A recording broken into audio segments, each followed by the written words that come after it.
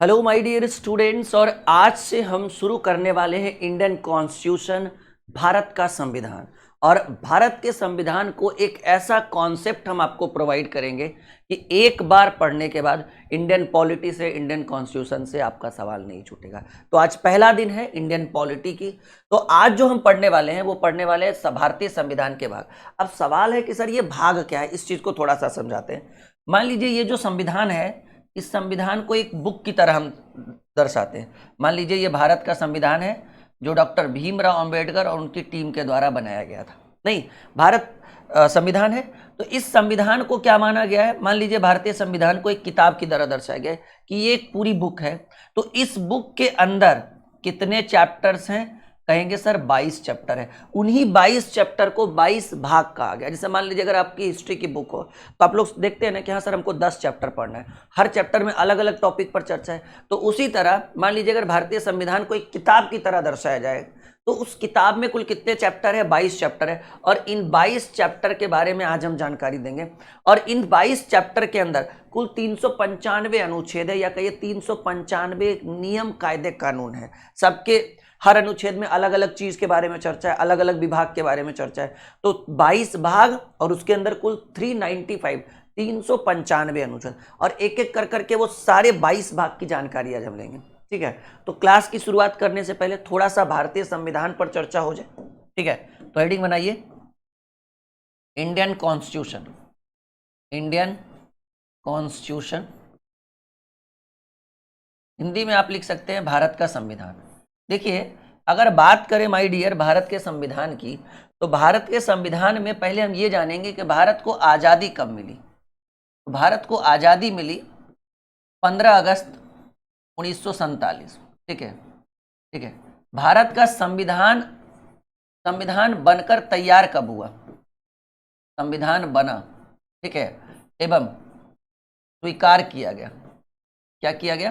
संविधान सभा द्वारा उसके स्वीकार किया। जैसे देखिए, अब भारत का संविधान बना तो सबसे बड़ी भारत जब आज़ाद हुआ तो सबसे बड़ी समस्या इसके सामने एक ही थी कि भाई भारत इतने बड़े देश को हम चलाएंगे कैसे। तो एक समिति का, संविधान सभा का गठन किया गया और इनको जिम्मेदारी दी गई कि आप लोग जो है वो भारत के संविधान को बनाइए। तो भारत का संविधान जो है वो बनकर तैयार हो गया 26 नवंबर 1949 में। ठीक है, तो भारत का संविधान जो है, ठीक है ना, भारत का संविधान बनकर तो 26 नवंबर 1949 को ही लागू हो गया, मतलब तैयार हो गया था। लेकिन ये सिर्फ बना था, इसको लागू कब किया गया? ठीक है, इसको जो है इस समय क्या किया गया था? अपनाया गया था। मतलब संविधान सभा द्वारा और सभी भारतीयों के द्वारा इसको अपनाया गया। लेकिन ये लागू कब हुआ? 26 जनवरी 1950। बात समझ रहे हैं हमारी बात? तो एकदम इसमें कितना समय लगा? भारतीय संविधान को बनने में लगा 2 वर्ष 11 माह और 18 दिन। ठीक है, 2 वर्ष 11 महीना 18 दिन। भारतीय संविधान पर बहस कितना दिन हुआ? कहेंगे सर भारतीय संविधान पर 114 दिन तक लगातार बहस, लगातार नहीं, 114 दिन बहस चला। लगभग 63-64 करोड़ का खर्च आया था, 63-64 लाख का खर्च आया था उस समय भारतीय संविधान को बनने में। ठीक है, और मुख्य भूमिका किन्हें? डॉक्टर भीमराव अंबेडकर साहब, इन्होंने। ठीक है, इनकी सोच और अच्छी समझ के कारण भारत का एक अच्छा संविधान बना और जिसका पालन अभी भी हम लोग करते हैं। समझिए मेरी बात। तो भारतीय संविधान को अंगीकृत कब किया? ये 26 नवंबर 1949 को क्या किया गया था? अपनाया गया। इसको हम कहते हैं भाई अंगीकृत करता है। जैसे होता है ना कि कोई भी चीज़, जैसे मान लीजिए अब सुबह सुबह खाना बन गया, सुबह सुबह एकदम कोई ऐसा टेस्टी खाना बन जाए जो अच्छा लगे, तो हम लोग कहते हैं ना रहने दीजिए, बाद में दोपहर में खाएंगे। तो बना कब? मॉर्निंग में, लेकिन हमने उसको यूज़ कब किया? दोपहर में। हुआ क्या कि 1930 से 26 जनवरी को, हर 26 जनवरी 1930 से पंडित जवाहरलाल नेहरू के द्वारा स्वाधीनता दिवस के रूप में मनाया जाता था। मतलब खुद से बोल दिए थे हम आज़ाद हो गए, स्वाधीन हो गए। ठीक है, तो संविधान बनकर तैयार हो गया 26 नवंबर 1949 को, लेकिन हमको जो है 26 जनवरी को कुछ करना था। तो इसलिए भारतीय संविधान को, हालांकि कुछ नियम, कायदे, कानून उसी समय लागू हो गया था। ठीक है, नागरिकता, ये सब बहुत सारी चीज़ें जो है वो उसी 26 नवंबर 1949 को लाए। लेकिन बहुत सारी चीज़ें जो जनता के लिए रखी गई थी उसको कहा गया 2 महीना के लिए होल्ड पर रखिए, जैसे चल रहा है वैसे चलने दीजिए। तो क्या हुआ कि 26 जनवरी 1950 को, मतलब क्योंकि हर 26 जनवरी को पंडित जवाहरलाल नेहरू के द्वारा 1930 ईस्वी से ही क्या हुआ था, स्वाधीनता दिवस के मनाया जाता, स्वाधीनता दिवस के रूप में मनाया जाता था। और हर भारतीय चाहते थे कि हमको आज़ादी इसी दिन मिले, लेकिन बाय मिस्टेक हमें आज़ादी कब मिल गई, 15 कहते हैं ना आनन फानन में मिल गई। तो फाइनली इस दिन जो है भारतीय संविधान को लागू किया गया। और जब भारतीय संविधान को लागू किया गया तो इसमें कुल 22 भाग कहिए, 22 चैप्टर कहिए, और उन्हीं 22 चैप्टर के बारे में आज हम पढ़ेंगे कि सर भारत पहले चैप्टर में क्या है, दूसरे चैप्टर में क्या है, तीसरे चैप्टर में क्या है। यानी एक जबरदस्त क्लास है। वीडियो लाइक और शेयर जरूर करिएगा, इतना तो आप लोगों से रिक्वेस्ट है। तो चलिए बात करें भारतीय संविधान के भाग की। तो भारतीय संविधान देखिए, भारत का संविधान यानी एक पूरी किताब, एक पूरा ग्रंथ, उस ग्रंथ का पहला चैप्टर का नाम दिया गया भाग 1। जैसे हम लोग बोलते हैं ना चैप्टर 1, भाग 1 में जो आर्टिकल्स आएगा वो अनुच्छेद 1 से 4 तक आएगा। समझिएगा, बड़े काम की चीज है। प्रश्न आपसे पूछ सकता है कि अनुच्छेद 1 से 4 जो है वो किस भाग में है, या फिर ऐसे बोल देगा भाग 3 में कौन कौन सा अनुच्छेद आता है, अनुच्छेद कहां से कहां तक आता है, घुमा के कुछ भी पूछ सकता है। तो हम कहेंगे सर अगर आप बात कर रहे हैं भाग 1 की, तो भाग 1 में अनुच्छेद 1 से शुरू होगा और 4 पे खत्म हो जाएगा। और उसमें किस चीज की चर्चा की गई है, जो भारत का संघ है, केंद्र जिसको बोलते हैं, और उनका राज्य क्षेत्र जो है, संघ और राज्य क्षेत्र यानी पूरे अखंड भारत की चर्चा जो है वो अनुच्छेद 1 से 4 के बीच में की गई है। यानी भाग 1 में क्या है बाबू, संघ और उसका राज्य क्षेत्र। ठीक है, भाग 1 में क्या है, एकदम देखो, एकदम ध्यान से एक एक पॉइंट आपको अच्छे से सीखना है। एक छोटी सी वीडियो में बहुत कुछ सिखा के हम चले जाएंगे, ये मेरा वादा है। तो भाग 1 की बात करें, ठीक है, चैप्टर नंबर 1 की बात करें, तो भाग 1 में है अनुच्छेद 1 से 4, और अनुच्छेद 1 से 4 और अनुच्छेद 1 से 4 में किस चीज की चर्चा की गई है, संघ और उसका राज्य क्षेत्र। कभी भी संघ और उसके राज्य क्षेत्र की चर्चा की जाए तो समझिएगा वो भाग 1 का टॉपिक है। भाग 2 सबसे इंपॉर्टेंट है। भाग 2 वैसे तो सारा इंपॉर्टेंट है। भाग 2 सिटीजनशिप, नागरिकता। अब जैसे मान लीजिए भारतीय संविधान 1947 में भारत को आज़ादी मिली, तो भारत 2 टुकड़ों में विभाजित हो गया, पाकिस्तान और हिंदुस्तान में। तो कुछ लोग भारतीय जो है, कुछ लोग यहाँ के, उसके बाद पूरी छूट दी गई कि आप यहाँ से पाकिस्तान जा सकते हैं, पाकिस्तान वाले भारत आ सकते हैं। अब जिनको लगा कि हमारा पूरा परिवार है, हमारा धन दौलत सब पाकिस्तान वाले क्षेत्र में चला गया, तो वो लोग यहाँ से पाकिस्तान चल गए। कुछ लोग को ऐसा लगा कि हमारी पूरी संपत्ति हिंदुस्तान के अंदर आ गई है, तो कुछ लोग हिंदुस्तान की तरफ आ गए। ठीक है, तो ये जो हुआ, ये चीज नागरिकता। तो भाई पता कैसे चलेगा कि कौन हिंदुस्तानी है कौन पाकिस्तानी है, तो सिटीजनशिप लाया गया, नागरिकता रखा गया कि सबके लिए प्रावधान किया गया। जो भारत से पाकिस्तान जान रहे उनके लिए क्या प्रावधान है, पाकिस्तान से जो भारत आ रहे उसके लिए क्या प्रावधान है। ठीक है, और ये सारी चीजें जो है वो रखी गई वो भारतीय संविधान के भाग 2 में। भाग 2 में अनुच्छेद 5 से लेकर 11 तक चर्चा किया गया माय डियर, अनुच्छेद 5 से 11 तक, और इसको हम कहते हैं सिटीजनशिप, हिंदी में कहिएगा नागरिकता। ठीक है, तो आपसे प्रश्न पूछ सकता है कि नागरिकता भारतीय संविधान के किस अनुच्छेद से किस अनुच्छेद के बीच में, कहेंगे सर 5 से 11। भारतीय संविधान के किस भाग में नागरिकता की चर्चा की गई है, कहेंगे भाग 2। भाग 2 नागरिकता, अनुच्छेद 5 से 11, एकदम बोलिएगा, भाग 2 नागरिकता, भाग 2 नागरिकता, भाग 2 नागरिकता, भाग 2 नागरिकता, अनुच्छेद 5 से 11, आर्टिकल्स 5 से। कितने अनुच्छेद हमें पढ़ने पूरे पॉलिटी में, 395। वो तो 450 हो जाएगा, जैसे 19 के क, 19 के ख, ग, ऐसे करके 450 पौने 500 हो जाएगा। देखिए भाग 3 की बात करें, अनुच्छेद 12 से 35, इसके ऊपर पूरा फोकस करिए। वैसे तो सभी फोकस करने के ही लायक है, लेकिन ये जो ज्यादा इंपॉर्टेंट है, भाग 3 अनुच्छेद 12 से 35। अनुच्छेद 12 से 35 में आपको मौलिक अधिकार दिया गया था, जिसको हम कहते हैं फंडामेंटल राइट्स। याद रखिएगा कि प्रारंभ में जब भारतीय संविधान का निर्माण किया गया तो सभी भारतीयों को 7 मौलिक अधिकार है। मौलिक अधिकार मतलब रहने की स्वतंत्रता, नहीं कहीं घूमने की स्वतंत्रता, व्यापार करने की स्वतंत्रता, मतलब आपका मूल अधिकार जिस पर कोई हस्तक्षेप नहीं कर सकता, मतलब आपके जीवन जीने की स्वतंत्रता जो है वो आपका फंडामेंटल राइट्स है। आप कहीं भी, मान लीजिए अभी हम पटना में हैं, हमारा मन किया कि हम यूपी में अपना घर बना ले, हम दिल्ली में अपना घर बना ले, बिल्कुल। हम मन कर रहा है, जैसे अभी हम टीचिंग करा रहे हैं, मन कर रहा है कि हम एक अलग से बिजनेस खोल दें, बिल्कुल। एक संस्था खोल दे, एक गरीबों के लिए संस्था, बिल्कुल कर सकते हैं। तो ये हमारा मूल अधिकार है। पहले तो कश्मीर नहीं था, जैसे ही कश्मीर में वो ये धारा 370 हटा, अब हम कश्मीर में भी अपना घर बना सकते हैं, रह सकते हैं, ये सब तो फंडामेंटल राइट, मूल अधिकार। जैसे अब अपने घर में रहते हैं ना, अब अपने घर में रहते हैं तो माँ बाप के द्वारा भी फंडामेंटल राइट्स दिया जाता है। ठीक है, माँ बाप से कुछ बोलने की स्वतंत्रता, बात करने की स्वतंत्रता, माँ बाप उस घर में खाना खाने की, अब वो अलग बात है, माँ बाप वो एकदम कहे कि नहीं तुमको निकाल देंगे, लेकिन फिर भी कुछ मौलिक अधिकार, घर में रहने की स्वतंत्रता, माँ बाप देते हैं ना कि हाँ ठीक है तुमको साथ में रहना है, ये आपका मूल अधिकार है। माँ बाप से कुछ मांगने की स्वतंत्रता, पिताजी हमको 10 रुपया दीजिए, पिताजी हमको 20 रुपया दीजिए, मम्मी एक नया शर्ट लेना है, एक नया कॉपी लेना है, तो ये हमारा मौलिक अधिकार है, मूल अधिकार है। लेकिन कभी कभी क्या है, बच्चा भाग जाता है, नहीं आवारा मतलब एक तरह से हो जाता है ना, मतलब ट्रैक से पलट जाता है, तो माँ बाप वो मौलिक अधिकार रोक देते हैं। वैसे ही संविधान में भी अगर आप कुछ गलत चीज़ करिएगा तो आपका मौलिक अधिकार रुक जाएगा। ठीक है, मान लीजिए आप विदेशी राज्यों से, विदेशी देश से आपका संबंध रहेगा तो आपके मूल अधिकार पर प्रतिबंध लगा दिया जाएगा। साथ ही मान लीजिए कोरोना आ जाए, नहीं तो आ गया था ना, तो मौलिक अधिकार को रोक दिया गया। तो भाग 3 जो है वो मौलिक अधिकार है।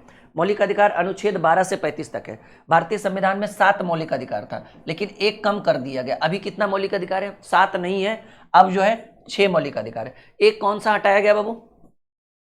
संपत्ति का अधिकार। लोग क्या हुआ ना कि जब संपत्ति का अधिकार हमारा मौलिक अधिकार हो गया, ठीक है, संपत्ति का अधिकार जब हमारा मौलिक अधिकार था, तो लोग क्या कि धन संग्रह करने लगे, पैसा जमा कर करके रखने लगे। और जब मौलिक अधिकार है ना, तो आपको सरकार को जवाब देने की जरूरत नहीं कि पैसा कहाँ से है।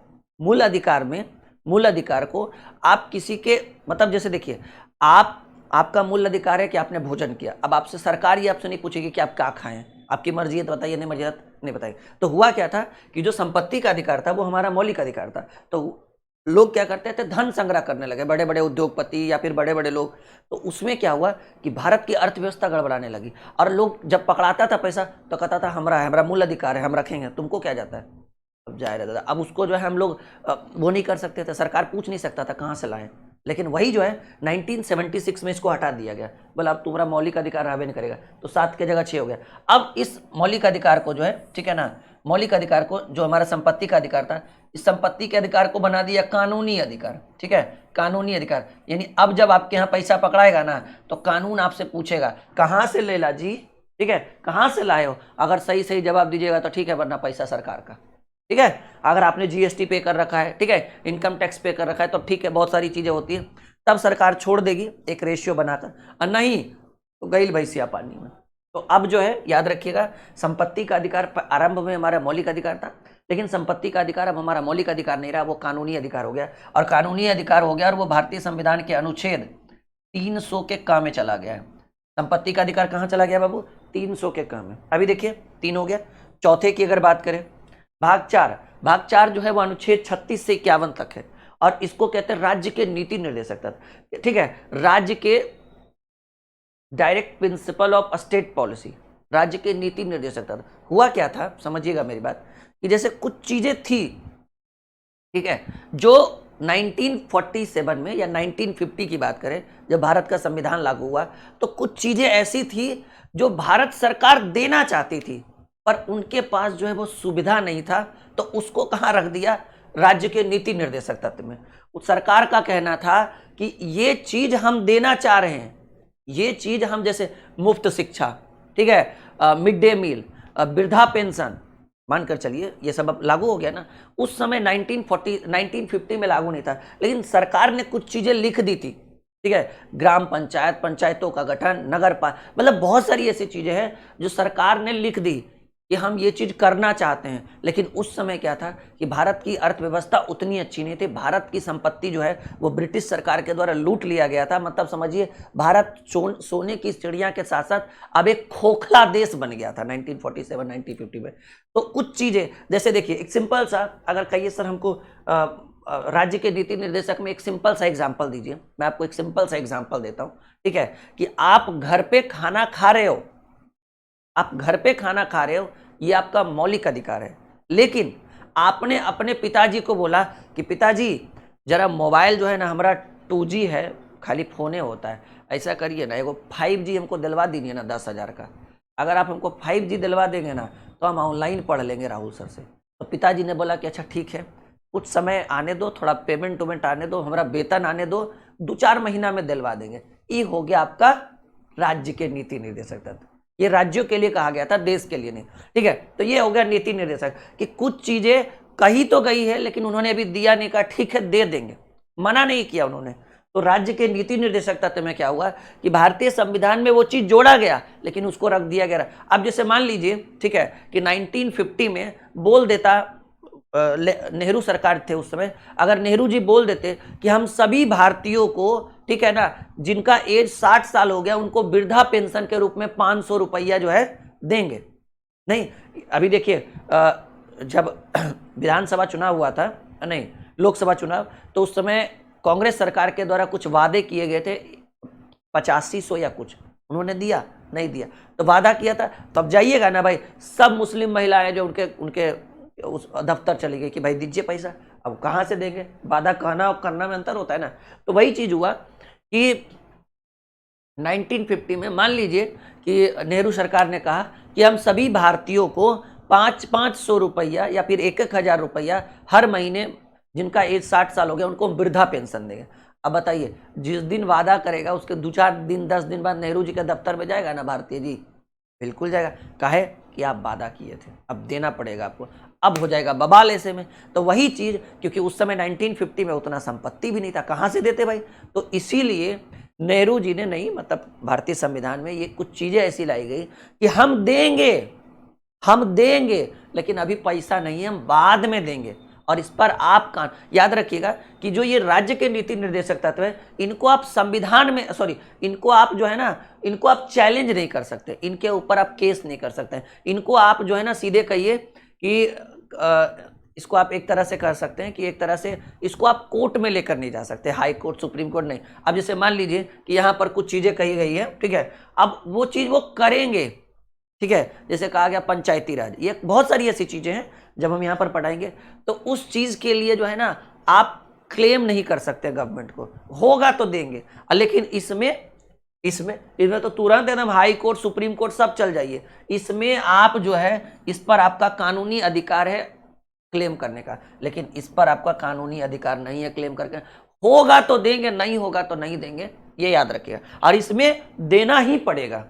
तो उम्मीद है कि मौलिक अधिकार और नीति निर्देशक तत्व में आपको पूरा कॉन्सेप्ट में मौलिक कर्तव्य से हमारा भी तो कर्तव्य है ना, देश के प्रति हमारा भी कुछ कर्तव्य है। जैसे मान लीजिए कोई सांस्कृतिक धरोहर है, अब वहां पर जाके हम ईटा फेंक के वहां का कांच शीशा तोड़ दे, अब यहाँ से हम गए आगरा, मान लीजिए ताजमहल देखने, 2 ईटा उठा के मार दिए, उसका शीशा फूट गया, या कुछ भी ऐसा कर दिए, मान लीजिए आगरा में तो ताजमहल एकदम उजला उजला, अब वहां पर जो ईटा से हम ऐसे ऐसे लिख दिए, ठीक है, तो ये चीज़ जो है ये हमारे मौलिक कर्तव्य है, देश के प्रति, राज्य के प्रति, हर चीज़ के प्रति। तो याद रखिएगा मौलिक कर्तव्य, जिसको हम लोग फंडामेंटल ड्यूटीज़ कहते हैं, पहले हमें 10 मौलिक कर्तव्य दिया गया था, लेकिन एक बढ़ा दिया गया इस बार, अब जो है वो मौलिक कर्तव्यों की संख्या 11 है। अब ये मौलिक कर्तव्य जो है वो मूल्य संविधान में लागू नहीं था, जिसमें क ख ग घ लगल रहे ना, समझिएगा वो मूल्य संविधान में नहीं लागू हुआ, उसको संशोधन करके कहीं ना कहीं इंक्लूड किया गया। हम पढ़ेंगे पूरी चीजें। तो मौलिक अधिकार भाग, भारतीय संविधान के भाग 4 के क में और अनुच्छेद 51 के क में, कहाँ पर, अनुच्छेद 51 के क में जोड़ा गया मौलिक अधिकार, मौलिक कर्तव्य। मौलिक अधिकार एक अलग चीज है, मौलिक अधिकार अपने लिए होता है, मौलिक कर्तव्य देश और राज्य के हित के लिए होता है, ठीक है। अब जैसे देखिए हमारा मौलिक कर्तव्य है कि भारतीय रेल को, अब जैसे देखिए कोई भी चीज सरकारी धरोहर है, तब सरकारी धरोहर को ऐसा कि अब भारतीय रेल, पता चला अगला दिन कोई डब्बा खोल के ले आया है वो कि नहीं हम ही अपने घर में रखें, नहीं है ना, हमारा कर्तव्य है, हमारी संस्कृति है, ठीक है ना। तो वो चीज हम पढ़ाएंगे, वो कौन कौन से मौलिक कर्तव्य है। ये हो गया फंडामेंटल राइट्स, ये आपका अधिकार है, ये है फंडामेंटल ड्यूटीज, ये आपका कर्तव्य है, ठीक है। जैसे आपका माँ बाप के प्रति भी कुछ कर्तव्य है, ठीक है, कि माँ बाप को अच्छे से रखें, बुढ़ापे में ख्याल रखें, माँ बाप को अपशब्द ना बोले, हाँ, उनकी सेवा करें, ये हमारा मौलिक कर्तव्य। माँ बाप का हमारा अधिकार भी है कि हम इसी घर में रहेंगे, आप भगा नहीं सकते, ठीक है, ये सब चीजें हैं। तो अधिकार और कर्तव्य दोनों 2 चीज है बाबू। यहाँ देखिए भाग 5 की बात करें, भाग 5 22 भाग है ना, भाग 5 सबसे बड़ा जो है आपका यही है, सबसे ज्यादा समय अगर कहीं लगेगा तो भाग 5 में लगेगा। भाग 5 में संघ की चर्चा की गई है, जो केंद्र है ना, केंद्र यूनियन की चर्चा की गई है, ठीक है। भारत राज्यों का संघ है, तो भारत में राज्यों के संघ की चर्चा की गई है। और देखिए सभी राज्यों के समूह को क्या कहा जाता है, संघ कहा जाता है, यूनियन कहा जाता है। और जब आप पढ़ेंगे प्रस्तावना में तो कहा गया भारत राज्यों का संघ है, भारत राज्यों का संघ है, और इसकी शुरुआत अनुच्छेद 52 से की गई है और अनुच्छेद 101, मिला जुला के 100+ आर्टिकल्स की बात करेंगे सिर्फ राज्य में, द यूनियन में, ठीक है। तो इस पर जब हम आपको पढ़ाएंगे द यूनियन, तो बहुत लंबा मैराथन चलेगा, 1 सप्ताह का, 10 दिन का मैराथन चलेगा। फिर याद रखिएगा भाग 6, और देखिए इसी में जो है ना, इसी में हमको राष्ट्रपति के बारे में पढ़ना है, प्रधानमंत्री के बारे में पढ़ना है, इसी के बाद इसी के अंदर हमें लोकसभा, राज्यसभा, ठीक है, ठीक है, इन सब चीज़ों की मतलब जो केंद्र लेवल पर है वो सारी चर्चा हम भाग 5 में कर लेंगे, अनुच्छेद 52 से। भाग 6 की चर्चा करें, भाग 6 की बात करें तो अनुच्छेद 52 से 237 ये राज्य की चर्चा होती है, स्टेट, हर राज्य की चर्चा की, हर राज्य में। और इसी में हम मुख्यमंत्री के बारे में पढ़ेंगे, मुख्यमंत्री के बारे में पढ़ेंगे, राज्यपाल के बारे में पढ़ेंगे, विधानसभा की बात करेंगे, विधान परिषद की बात करेंगे, ठीक है, और राज्य से रिलेटेड हर राज्य में जो भी नियम कायदे कानून है उन सभी के ऊपर चर्चा करेंगे कि कौन से राज्य में कितना विधानसभा सीट है, ये भी जानेंगे कि किस भारत के कितने राज्यों में विधान परिषद है, कौन कौन से राज्य में विधानसभा नहीं है, सॉरी विधान परिषद नहीं है, कौन कौन से राज्य में विधान परिषद है, विधान परिषद होता क्या है, कौन सा निम्न सदन है, कौन सा उच्च सदन है, मतलब एक कंप्लीट जुगाड़ करेंगे हम यहाँ से, ठीक है। यहाँ देखिए भाग 7 की चर्चा करें, अनुच्छेद भाग 7 में जो अनुच्छेद है, आर्टिकल्स है वो 238 है। देखिए भाग 7 को निरस्त कर दिया गया 1956 के द्वारा, मतलब इसको लगा जब हम भाग 7 पढ़ेंगे तो जब इसके बारे में पढ़ेंगे तो हमको लगा कि हाँ इसकी जरूरत नहीं थी, अच्छा हुआ इसको भारतीय संविधान से हटा दिया गया और इसको जो है ना वो प्रथम अनुसूची के भाग ख में रख दिया गया, समझ रहे हैं। हाँ देखिए याद रखिएगा कि भाग 7 को क्या कर दिया गया, हटा दिया गया, निरस्त कर दिया गया, ठीक है। कौन सा अधिनियम, 7वां संशोधन अधिनियम 1956 में इसको निरस्त कर दिया गया। खैर इसके बारे में हम बाद में चर्चा करेंगे, जब ये है ही नहीं तो क्या चर्चा करना। भाग 8 की बात करें तो भाग 8 जो होता है वो अनुच्छेद 239 से लेकर 242, ये बड़ा इंपॉर्टेंट है बाबू। संघ और राज्य क्षेत्र, जो यूनियन टेरिटरी होता है ना उसके बारे में चर्चा करेंगे। कहिए सर क्या होता है यूनियन टेरिटरी, अभी पहले अच्छे से इसको रटिए ना, उसके बाद हम इसके ऊपर भी चर्चा करेंगे कि ये यूनियन टेरिटरी होता क्या है, इसके ऊपर इसके लिए क्या क्या करना पड़ेगा। तो भाग 8 अभी देखिए भाग पढ़ रहे फिर अनुच्छेद पढ़ेंगे, पहले भाग पढ़ रहे फिर अनुसूची पढ़ेंगे फिर अनुच्छेद पढ़ेंगे, ठीक है, बहुत सारी चीजें हम पढ़ेंगे। तो भाग 8 में क्या बोलिएगा कि अनुच्छेद 239 से लेकर 242, भाग 8 अनुच्छेद 239 से 242, भाग 8 देखिए 5 में संघ पढ़ना है, 6 में राज्य पढ़ना है, 7 निरस्त हो गया और 8 में संघ और राज्य दोनों का कॉम्बिनेशन पढ़ना है, द यूनियन टेरिटरी, है ना। चलिए भाग 9 की बात करें, भाग 9 में अनुच्छेद 243 में 1 से 15 तक, 1 से 15 तक तो मतलब समझ रहे हैं, 243 का 1, 243 का 2, 200 ये सब जो है ना बाद में इंक्लूड किया, जैसे क ख ग घ आ जाए समझना, अच्छा मूल संविधान में नहीं था, इसको बाद में ऐड किया गया, ठीक है। तो हुआ क्या, भाग 9 अनुच्छेद 243 में, भाग 9 में अनुच्छेद कितना है 233 और उसमें 1 से 15, 1 से 15 का मतलब समझ है 243 का 1, 243 का 2, 243 का 3, ऐसे करके 243 के 15 तक। और इसमें पंचायत की चर्चा की गई है, ठीक है, पंचायत की चर्चा की गई और इसको संविधान के 73वें संशोधन अधिनियम, ठीक है, देखिएगा अब समझ में आएगा, आपसे पूछेगा कि ये भाग 9 को कब जोड़ा गया, तो 73वां संविधान संशोधन, 73वां संविधान संशोधन 1992 के द्वारा, 1992 के द्वारा, शायद उस समय आपका जन्म भी नहीं हुआ, या अभी हो भी सकता है, कुछ नए स्टूडेंट, कुछ पुराने स्टूडेंट होंगे तो प्रश्न पूछेगा कि भारतीय संविधान के भाग 8 में क्या है, कहेंगे सर भाग 8 में संघ राज्य क्षेत्र है, भाग 7 में क्या था, निरस्त कर दिया गया, भाग 6 में क्या है, भाग 6 में राज्य है, और भाग उलट के पूछे भाग 5 में क्या है, भाग 5 में संघ है, 5 में संघ, देखिए शुरू से भाग 1 में संघ राज्य क्षेत्र, ठीक है, भाग 2 नागरिकता, भाग 3 मौलिक अधिकार, भाग 4 मौलिक कर्तव्य, नहीं, भाग 4 नीति निर्देशक तत्व, भाग 4 के काम में मौलिक कर्तव्य, भाग 5 में संघ, भाग 6 में राज्य, 7 निरस्त हो गया, भाग 8 में संघ राज्य क्षेत्र, भाग 9 में पंचायत। 1 से 9 तक एकदम मौखिक बोल दिए हम आपको, फिर से बोलते हैं। भारतीय संविधान के भाग 1 में संघ राज्य क्षेत्र, भाग 2 नागरिकता, भाग 3 मौलिक अधिकार, भाग 4 राज्य के नीति निर्देशक तत्व, भाग 4 के काम में मौलिक कर्तव्य, भाग 5 संघ, भाग 6 राज्य, भाग 7 निरस्त हो गया मतलब हटा दिया गया, भाग 8 संघ राज्य क्षेत्र, भाग 9 पंचायत। इतना मौखिक याद रखिए, जब मुझे याद है तो आपको कहीं नहीं याद होगा, हमने आपकी आंखों में आंखें डालकर ये 9 का 9 बोल दिया एक सांस में, तो अब भी याद करिए, ठीक है। आगे चलिए, भाग 9 के काम में देखिए 9 में बहुत सारी चीजें ऐड हुई, ये पंचायतों का जो आया ना ये बहुत सारा शेड्यूल ऐड हुआ, और कब ऐड हुआ देखिए भाग 9 को जो है, भाग 9 को, ठीक है, भाग 9 अनुच्छेद 243 के 1 से लेकर 15 तक की चर्चा करी जाएगी। इसको 72वां लिख दिए थे काजी, नहीं ठीक तो है। 73वां संविधान संशोधन 1992 के द्वारा अंतः स्थापित करना, मतलब फिर से ऐड करना। ठीक है, चलिए भाग 9 के क की भी चर्चा कर ली जाए। भाग 9 के क में अनुच्छेद 243 में 1 से 15 तक पढ़े थे ना, यहाँ 16 से, मतलब सबसे ज्यादा अगर कहीं इंक्लूड किया गया, ऐड किया तो 243 में पंचायत, क्योंकि नई नई चीजें आ गई है। ठीक है, अभी हम लोग नगर परिषद पढ़ते हैं, ग्राम पंचायत पढ़ते हैं, पंचायत सभा पढ़ते हैं, बहुत सारी चीजें पढ़ते हैं, आगे पढ़ेंगे, अभी तो डेमो है, ये पहला क्लास है। First impression is the last impression. अगर आज का क्लास आपको अच्छा लगा तो अगले क्लास का आप इंतजार करेंगे, सर दूसरा कब आएगा, सर तीसरा कब आएगा। और यकीन मानिए एक बार जो हम आपको पॉलिटी पढ़ा देंगे, हिस्ट्री और पॉलिटी आप हमसे पढ़िए, किसी भी एग्जाम में बैठिए, नाम याद रखिएगा। ठीक है, तो भाग 19 के क की चर्चा करें तो 9 के क की चर्चा करें तो अनुच्छेद 243 ही रहेगा, लेकिन अनुच्छेद 243 या 16 से 33, पहला में था 1 से 15, इसमें 16 से 33। नगर पालिका, देखिए पहले किस चीज की चर्चा हुई, पंचायत की, नगर पालिका की। ठीक है, नगर पालिका, ये सब चीजें, और इसको भी इस बार जो है इसको 74वां संविधान संशोधन अधिनियम 1973 और 74 दोनों जो है वो 1992 और 1994 में होता। 73वां संविधान संशोधन कब हुआ, 1992, लेकिन 74वां संविधान संशोधन अधिनियम 1992, दोनों सेम डेट में हुआ।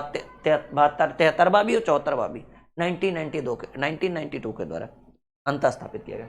आइए भाग 9 के ख की चर्चा करें तो अनुच्छेद 243 ही रहेगा, लेकिन 243 के 33 से लेकर, मतलब 243 का क ख वैसे होता है ना, वैसे 243 का 33 से लेकर 46 तक में इसमें सहकारी समितियों की चर्चा की गई। ठीक है, कोऑपरेटिव सोसाइटी, अब ये कोऑपरेटिव सोसाइटी क्या है इसके बारे में भी चर्चा करेंगे। इसको भारतीय संविधान के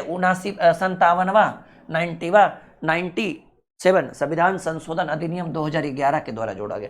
बस आप डेट याद रखिए, बस आप ये याद रखिए कि किसको कब जोड़ा गया। देखिए फिर से समझिए, पहले क्या है, पहले पंचायत है बाबू।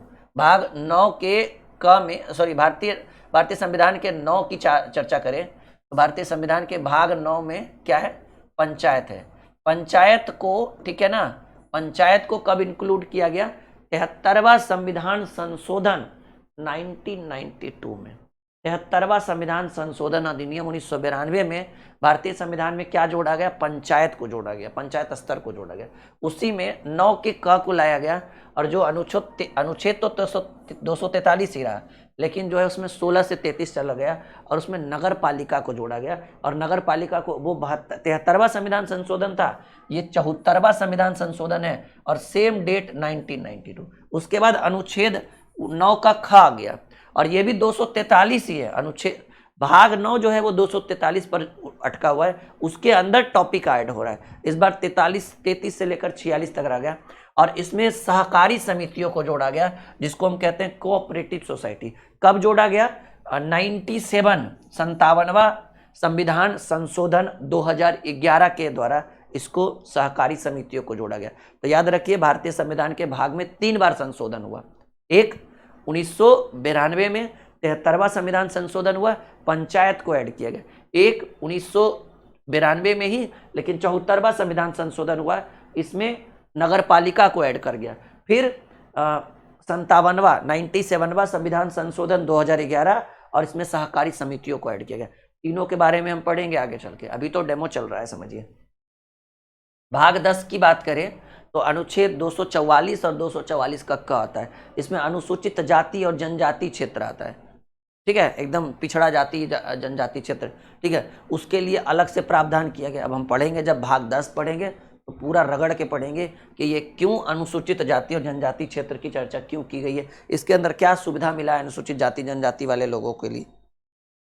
ठीक है, यहाँ तक कोई दिक्कत। तो भाग 10 अनुच्छेद 244 और 244 का अनुसूचित जाति तथा जनजाति क्षेत्र की चर्चा की गई है। ठीक है, देखिए भाग 11 की बात करें, अनुच्छेद 245 से 263 तक भाग 11 की चर्चा की गई है। अनुच्छेद 245 से लेकर 263 तक की चर्चा की गई है। ठीक है, अनुच्छेद 245 से लेकर, ऐसे लिखना चाहिए था, गलत लिखा हुआ है, 245 से लेकर 263। भाग 11 अनुच्छेद 245 से लेकर 263 संघ तथा राज्य के बीच संबंध। समझिएगा, ये जो संघ है उससे राज्य जुड़ा हुआ है, याद करिए कि जब भारत को जब आज़ादी मिली, ठीक है ना, तो भारत जो है वो 563 छोटे छोटे टुकड़ों में बटा हुआ था, 563, ठीक है, और 563 छोटे छोटे टुकड़ों में बटा हुआ था, तो इसका एकीकरण किया गया, मतलब सबको एक बनाया गया, जिसमें कुछ लोग भाग गए पाकिस्तान में और ज़्यादातर भारत में रहे, ठीक है। एकीकरण में क्या हुआ कि 3 ठो नहीं मान रहा था, एक हैदराबाद, जूनागढ़ और कश्मीर, तीनों को बलपूर्वक किनकी सहायता से, सरदार वल्लभ भाई पटेल, लौह पुरुष, इनकी सहायता से जो है भारत में ऐड किया गया और एक अखंड भारत बनाया गया और उसमें यूनियन, केंद्र और स्टेट, राज्य की स्थापना की। तो केंद्र जो है, याद रखिएगा, ये जो राज्य है वो राज्य केंद्र से जुड़ा हुआ है, छोड़कर भाग नहीं सकता है। ऐसा मत सोचिएगा कि कहीं, जैसा कि आप जानते हैं कि बंगाल में तृणमूल कांग्रेस है, बंगाल चाहेगा कि कभी जाकर बांग्लादेश में ऐड हो जाए, संभव नहीं। फिर भारतीय सरकार जो कार्रवाई करेगी, मत पूछिए, वो दिल दहला देने वाली, वो हिम्मत ही नहीं है किसी राज्य सरकार की कि वो भारत के देश को छोड़ने की सोच भी सकता है। वो अलग बात है, आप जीत जाइए, अपनी सरकार बनाइए, अपना थोड़ा सा नियम कायदे कर, लेकिन रहना किसके अंडर है, केंद्र के अंदर ही है, उससे बाहर नहीं जाना। और केंद्र जो है वो राज्य को सहायता देती है, जो आपका वेतन मिलता है, सरकारी वेतन, उसमें केंद्र और राज्य दोनों का रेशियो रहता है।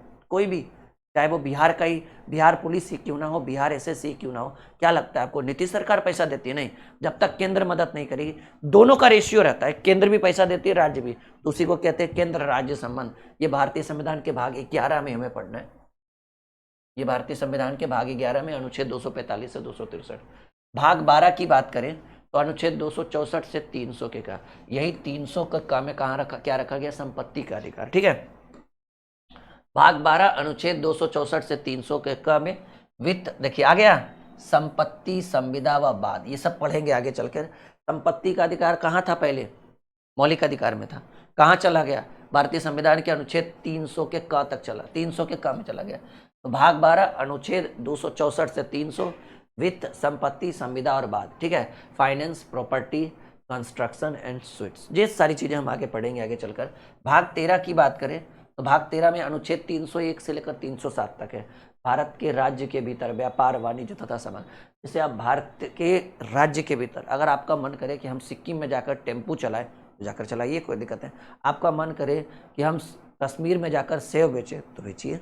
आपका मन करे कि हम उधर कन्याकुमारी, तमिलनाडु में जाकर साउथ इंडिया में काम करिए। आप भारत के किसी भी राज्य में, किसी भी क्षेत्र में, किसी भी जिले में रहकर अपना व्यापार, अपना वाणिज्य, अपनी स्थिति को अच्छा कर सकते हैं। और ये भारतीय संविधान के भाग 13 अनुच्छेद 301 से लेकर 307 तक कहा गया है कि भारत के राज्य क्षेत्र के भीतर व्यापार, वाणिज्य और समागम, मतलब कहीं भी जाकर आप बस भी सकते हैं। पहले कश्मीर में नहीं बस सकते थे, अब आप बस सकते हैं, घर भी बना सकते हैं। भाग 14 की बात करें, अनुच्छेद 308 से 323, संघ और राज्य के अधीन सेवाएं, वही सरकारी सेवाएं जो होती है वो संघ और, देखिए ना, service under the union and the state, आप 2 ही आदमी के साथ अंदर काम कर सकते हैं।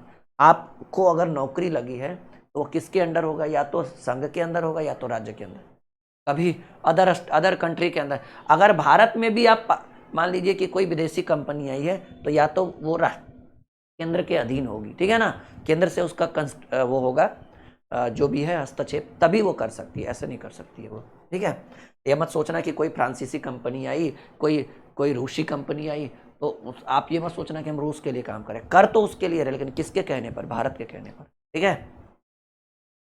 अनुच्छेद 300 भाग 14 का 18 अनुच्छेद 300 का के 300 ख तक, ठीक है। भाग 14 के का है अनुच्छेद 323 के क से लेकर 323 के ख तक, अधिकरण, ठीक है। ट्रिब्यूनल्स की बात करें, 42वां संविधान संशोधन 1946 के द्वारा अंतः स्थापित किया गया, ठीक है।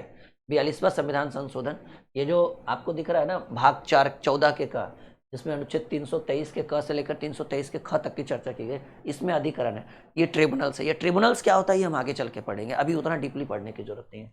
देखिएगा ये बड़ा इंपॉर्टेंट है जी, भाग 15 अनुच्छेद 324 के 324 से लेकर 329 के तक, निर्वाचन, जो इलेक्शन होता है ना, अभी आजकल जो है वो राहुल गांधी और तेजस्वी बाबू जो है वो बिहार के हर एक जिले में आ रहे हैं, ठीक है, घूम घूम कर कह रहे हैं कि वह वोट अधिकार यात्रा, जो वोट में नाम काटा गया ना वोटर लिस्ट से, उसके लिए ये निर्वाचन जो है, इलेक्शन जो है ये किस में आएगा, भाग 15। तो ये किसके अंतर्गत घूम रहे हैं, इसलिए घूम रहे भाग 15 को सुधारने के लिए। अब देखो भाई क्या है नहीं है वो तो बात की बात है, राजनीतिक तिगड़म है ये, ठीक है। हाँ, भाग 15 की बात करें, अनुच्छेद 324 से लेकर 329 के क तक है, और इसमें किस चीज की चर्चा की गई, निर्वाचन की चर्चा की गई, इलेक्शन की चर्चा की गई। भाग 16 की अगर बात करें तो अनुच्छेद 330 से लेकर 342, और उसमें कहा गया कुछ वर्गों के संबंध में विशेष, कुछ जैसे ST SC हो गया स्पेशल, ठीक है, प्रिवियंस रिलेशन टू, ये 16 है ना, हाँ ठीक है, कुछ वर्गों के लिए, कुछ वर्गों के संबंध में विशेष उपबंध हम पढ़ेंगे आगे चल के क्या है, ठीक है। भाग 17 की बात करें तो भाग 17 में अनुच्छेद 343 से 351 राज्य भाषा, इसी राज्य भाषा में कहा गया कि भारत की जो राज्य भाषा होगी वो हिंदी होगी, ठीक है, ठीक है, जिसको हम कहते हैं ऑफिशियल लैंग्वेज। अगर भाग 17 ये इंपॉर्टेंट है, याद रखिएगा, ये इंपॉर्टेंट है, ये इंपॉर्टेंट है, और ये तो सबसे ज़्यादा इंपॉर्टेंट है भाग 18, ठीक है, ये सबसे ज़्यादा इंपॉर्टेंट है भाग 18, अनुच्छेद 352 से 360 आपात उपबंध, इमरजेंसी प्रिवियंस, ठीक है। अब आपात उपबंध में तीन तरह का आपातकाल आप लोगों के लिए लाया गया। पहला पहले राष्ट्रीय आपातकाल, राष्ट्रपति शासन और वित्तीय आपातकाल, ठीक है। तो तीन तरह की इमरजेंसी, लॉकडाउन में भी इमरजेंसी लगाई गई थी कि आप बाहर नहीं निकल सकते, और याद रखिएगा जब इमरजेंसी आ जाएगी ना, इन तीनों आपातकाल के बारे में इतना बेहतर डिस्कशन करके हम बताएंगे आपको।